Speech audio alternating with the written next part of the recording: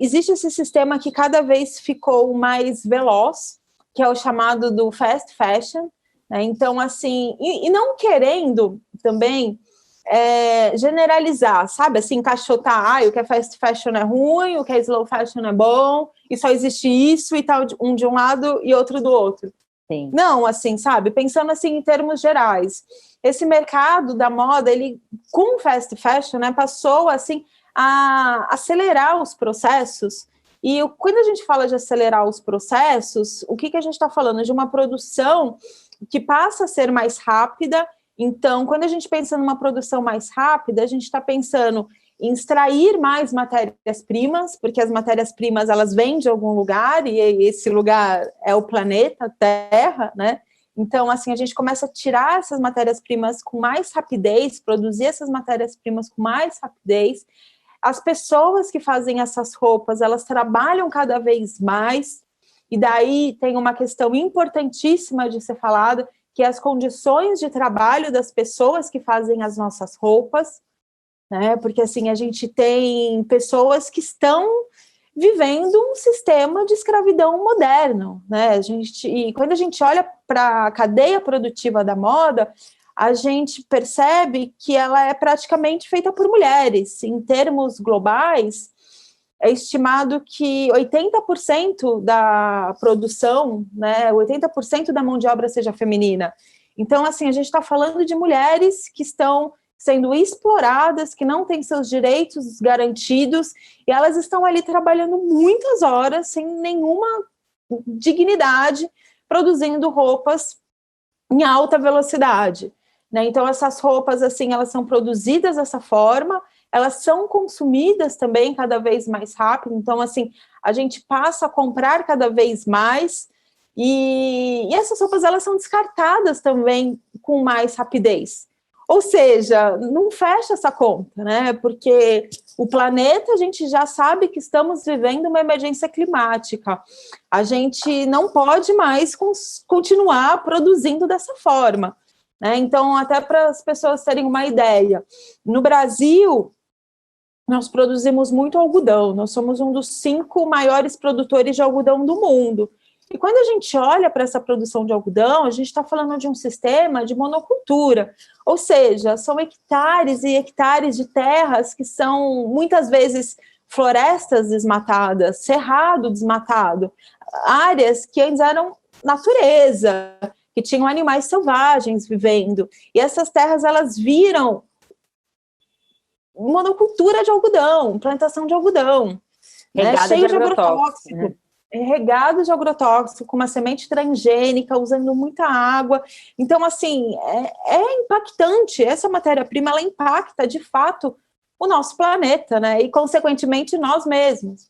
Então, assim, e fora todo o processo produtivo de uma roupa, que daí, para produzir esse algodão, depois, para ele se tornar uma fibra, né?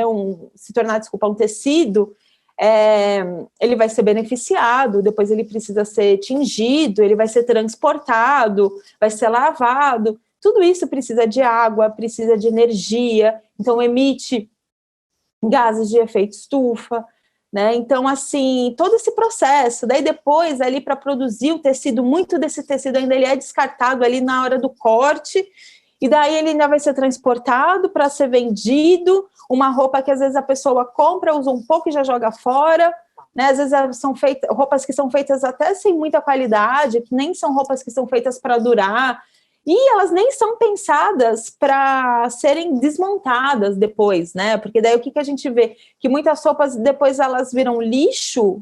E o que é um lixo, gente? É um recurso que vai ali para onde? Assim, para onde, exato.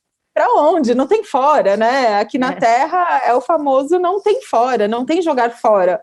É jogar longe da nossa casa, mas assim, tá tudo aqui. Então, a maneira como essas roupas são construídas tem que ser pensada também para como elas vão ser descartadas depois que elas não forem mais utilizadas. Então, assim, todo esse processo da moda precisa ser repensado, né? E por isso que a gente fala que a moda ela é tão impactante no ambiental, no social, por conta dessas pessoas que ainda não têm seus direitos garantidos, né, na produção de roupa. E quando a gente está falando, às vezes a gente fala de países asiáticos, das roupas que vêm de Bangladesh, da Índia, da China, mas essas violações, elas também acontecem no Brasil. E voltando, né, que não é só as marcas, que às vezes as pessoas acham, uma marca de fast fashion é ruim e a que não é boa. Não, isso também não é tão simples, né? Existem marcas varejistas que são mais comprometidas. Em compensação, também existem marcas que fazem parte de um sistema que tem esse trabalho irregular mesmo, né, informal, que às vezes são marcas pequenas mesmo. Sim. Então, assim... Não é porque é grande que é boa, porque é pequena que é ruim.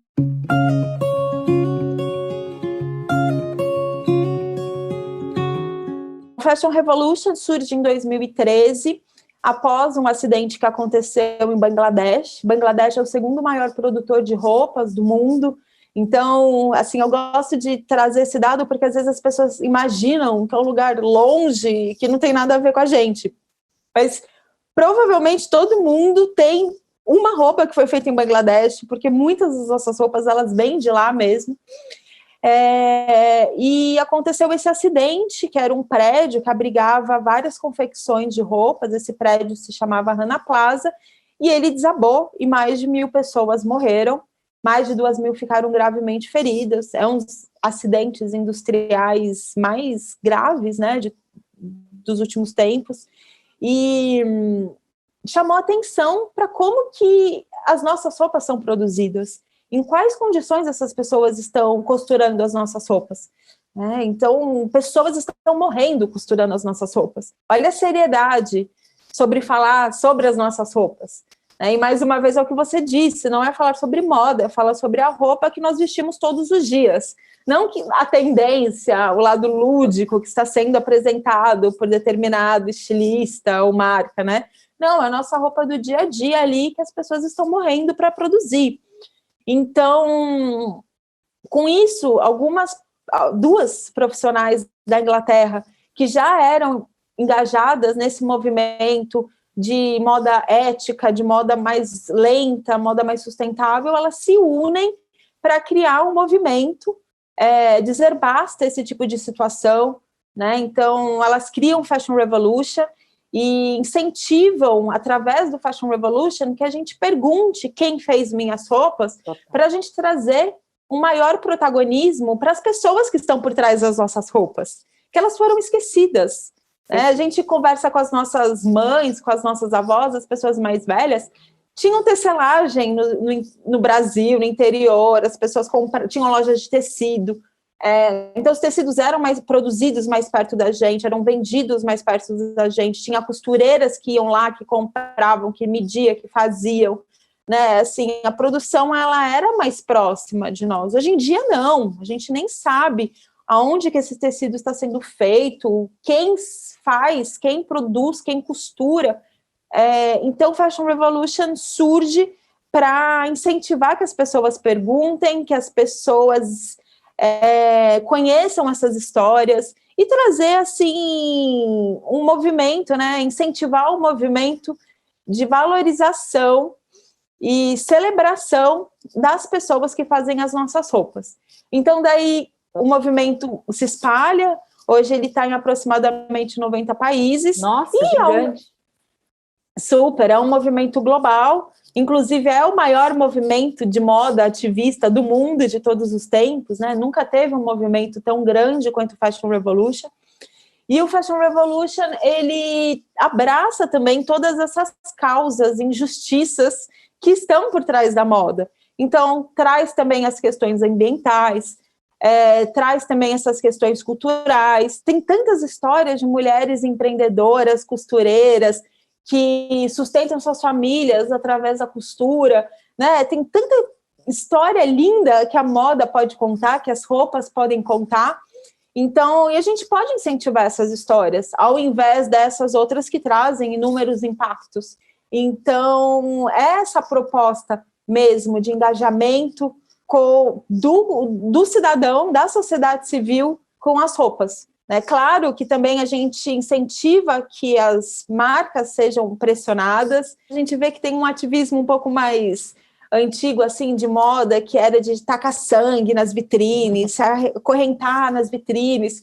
E assim, o Fashion Revolution não acredita nesse tipo de atitude. Pelo contrário, prefere perguntar para a marca: fulano, eu gostaria de saber quem fez minhas roupas. Você pode contar quem são as pessoas que estão por trás das suas produções?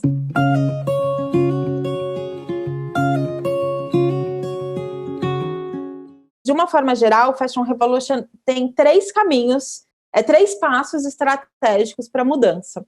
O primeiro é a sensibilização, então é a gente entender que existe o problema, isso é sério, se sensibilizar com isso, né, e se deixar ser tocado por isso, para passar para o segundo passo, que é a informação. Então, ir atrás de dados, de pesquisas, de conteúdo mesmo, para saber o que se já existe de conteúdo produzido nesses termos, nesses aspectos.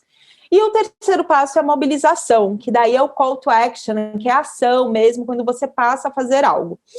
Então, assim, existem muitas formas da gente agir, né? Uma forma é a gente perguntar: quem fez minhas roupas, do que são feitas minhas roupas? Sim, com certeza. Mas também a gente pode mandar e-mail para a marca, questionar a marca de outras formas. Comprar de quem está pertinho, né? Cobrar de quem está perto, comprar de quem está perto, repensar os nossos próprios hábitos, o que você compra, como você compra, onde você compra, né? Deixar de comprar, reusar as roupas que você tem, ter uma nova relação com as suas roupas, cuidar das suas roupas de uma forma mais atenta. Muitos do impacto dentro da vida útil de uma peça está dentro do uso doméstico, né? Então, como que a gente cuida dessa roupa, como que a gente lava, como que a gente seca, o quanto que a gente lava. Então, tudo isso também é considerado quando a gente pensa sobre atitudes, né? E também, assim, ter um engajamento político, porque aqui a gente falou da sociedade civil, a gente falou da sociedade, da iniciativa privada, mas e o poder público, né? Também tem o seu papel fundamental quando a gente olha para toda essa problemática, né? Então, por exemplo, quando a gente olha para a questão do algodão, isso é uma questão política, né? A gente ter esse tanto de liberação de agrotóxicos, toda essa produção de algodão sendo produzido dessa forma, enquanto um produtor agroecológico, um produtor orgânico não tem apoio nenhum, isso tudo é uma questão política. Quando a gente olha para as questões trabalhistas, é uma questão política. Então, nosso engajamento político também está conectado com a forma que a gente usa as nossas roupas como uma ferramenta de ativismo. Né? Mostrar então, como assim, a gente quer viver no mundo, né? No fundo é isso. O que você quer? Que mundo você quer? Depende do que você está vestindo também, né? Depende do que você está vestindo e da sua percepção em relação a essas roupas e como elas existem nesse planeta. E é isso, né? E eu, assim, reforço que existem muitas outras formas de trazer soluções, de trazer alternativas, e, assim, formas que ainda nem foram colocadas. Então, a gente precisa, sabe, ser abertos, pensar, criar, trocar, não só as roupas, mas também os pensamentos, né? Conversar com outras pessoas, porque daí a gente vai criando outros caminhos. Quando a gente pensa em sustentabilidade, é você mudar essa lógica, é você mudar a mentalidade, é caminhar de uma outra forma, né? Então, assim, são mudanças que são complexas, né? E que elas acontecem dentro de um processo, né? Então, assim, também nada é de um dia para o outro, né? Por mais que a gente precise de mudanças radicais, a gente precisa entender que elas vão acontecer no ritmo do mundo. Processos.